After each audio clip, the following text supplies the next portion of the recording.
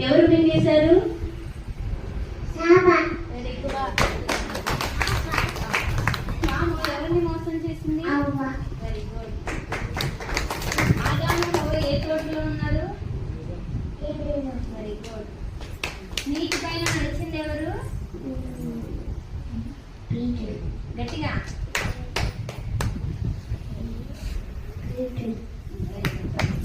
ఏలియా ప్రార్థన చేసినప్పుడు ఆకాశం నుంచి ఏమొచ్చింది? అగ్ని. Very good.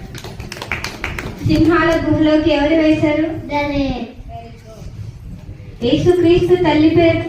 మరియమ్మ. అబ్రహాము భార్య పేరేంటి? సారా.